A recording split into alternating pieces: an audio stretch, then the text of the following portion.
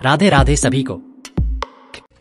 मुझे सपोर्ट और मोटिवेट करने के लिए हमारी वीडियोस को अंत तक जरूर देखें और हमारी वीडियोस आपको कैसी लग रही है कृपया कमेंट बॉक्स में आप बता सकते हैं। महादेव जी की कृपा आप पर बनी रहे। तो चलिए स्टार्ट करते हैं। अध्याय 19 त्याज्य ग्राहमा, द्रव्य शुद्धि, अशौच निर्णय तथा कर्तव्याकर्तव्य का वर्णन। मदालसा कहती है, बेटा अब त्याज्य और ग्राम वस्तुओं का प्रकरण आरंभ करती हैं। सुनो। घी अथवा तेल में पका हुआ अन्न बहुत देर का बना हुआ अथवा बासी भी हो तो वह भोजन करने योग्य है। गेहूं, जौ तथा गोरस की बनी हुई वस्तुएं तेल ची में न बनी हा तो भी वे पूर्ववत ग्राम हैं। शतक, पत्थर, सोना, चांदी, रस्सी, कपड़ा, साग, मूल, फल, विदल, बॉस के बने हुए टोकरे आदि, मणि, हीरा, मूंगा, मोती तथा मनुष्यों के शरीर की शुद्धि जल से होती है। लोही के हथियारों की शुद्धि पानी से धोने तथा पत्थर या सान पर रगड़ने से होती है।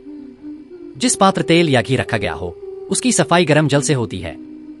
सूप, धान्य राशि, मूंग चर्म, मूसल, ओखली तथा कपड़ों के ढेर की शुद्धि जल छिड़कने मात्र से हो जाती है।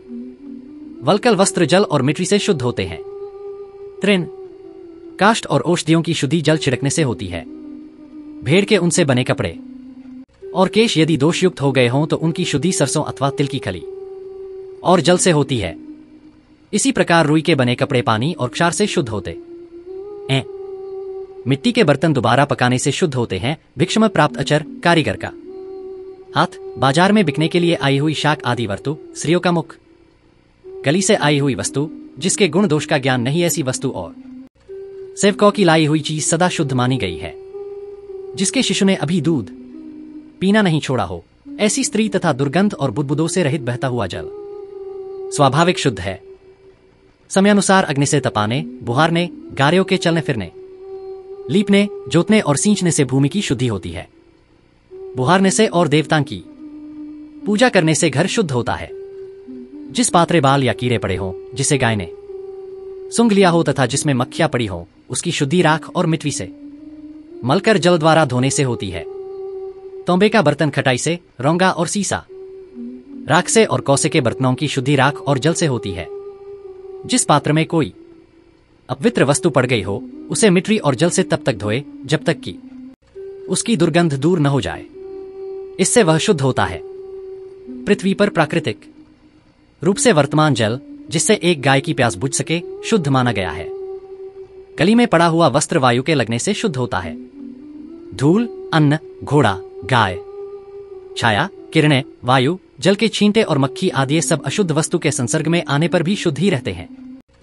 बकरे और घोड़े का मुख शुद्ध माना गया है, किंतु गाय का नहीं। बछड़े का मुख तथा माता का स्तन भी पक बताया गया है। फल गिराने में पक्षी की चोंच भी शुद्ध मानी गई है। आसन, शया, सवारी, नाव और मां के तृणे सब बाजार में बिकने वाली वस्तु की तरह सूर्य और चंद्रमा की किरणों तथा वायु के स्पर्श से शुद्ध होते हैं।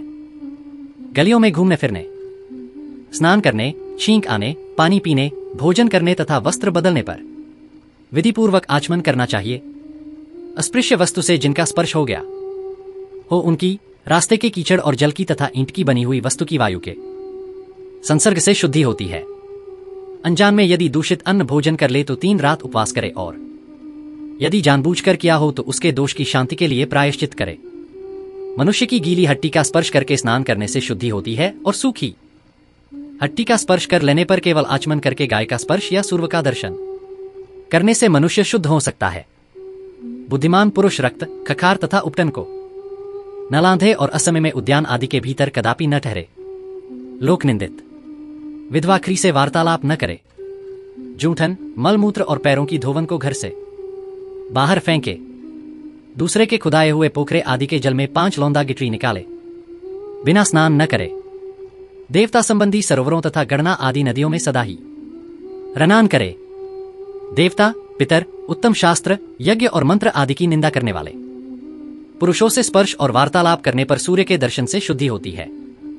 रजस्वला स्त्री, अंत्यज, पतित, मृतक, विधर्मी, प्रस्तात्री, नपुंसक, वस्त्रहीन, चांडाल, मुर्दा ढोने वाले तथा परस्त्रीगामी पुरुषों को देखकर विद्वान पुरुषों को इसी प्रकार सूर्य के दर्शन से आत्मशुद्धि करनी चाहिए।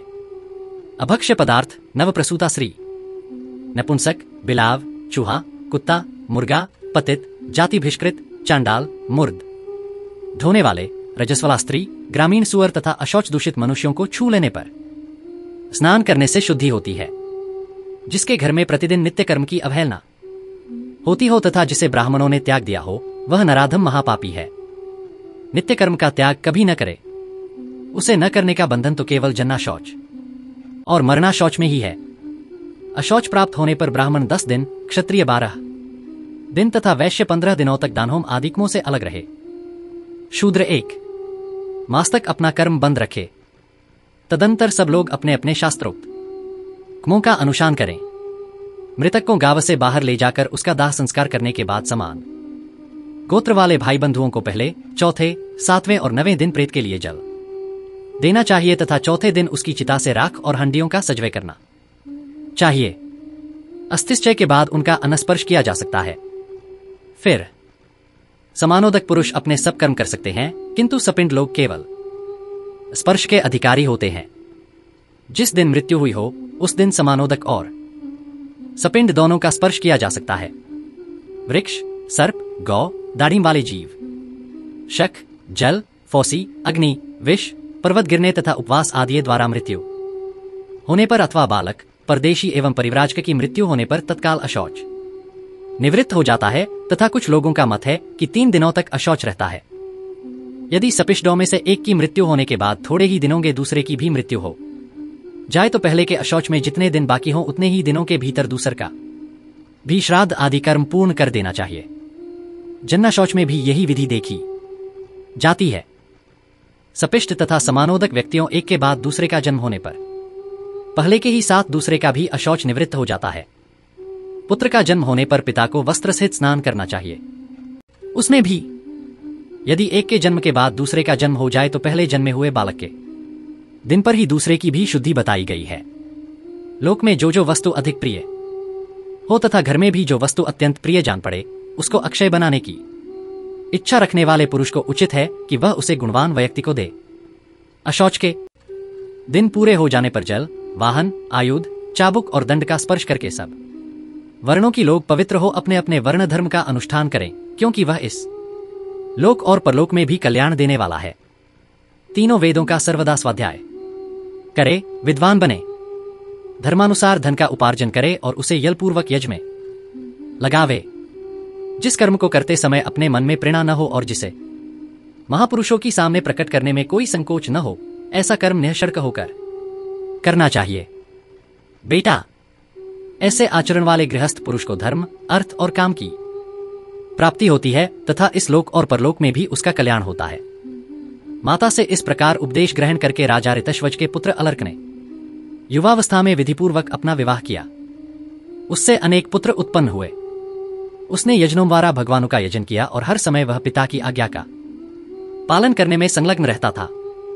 तदंतर बहुत समय के बाद बुढ़ापा आने पर धर्मप्रयण महाराज ऋत्वज ने अपनी पत्नी के साथ तपस्या के लिए वन में जाने का विचार किया और पुत्र का राज्याभिषेक कर दिया। उस समय मदालसा ने अपने पुत्र की विषय भोग विषयक आसक्ति को हटाने के लिए उससे यह अंतिम वचन कहा, बेटा, गृहस्थ धर्म का अवलंबन करके राज्य करते समय यदि तुम्हारे ऊपर प्रिय बन चुके वियोग से, शत्रुओं की बाधा से अथवा धन के नाश से होने वाला कोई असाध दुहक आ पड़े तो मेरी दी हुई इस अंगूठी से यह उपदेश पत्र निकालकर, जो रेशमी वस्त्र पर बहुत सूक्ष्म अक्षरों लिखा गया है, तुम अवश्य पढ़ना, कि ममताएं बैंधा रहने वाला गृहस्थ दुखी का केंद्र होता है।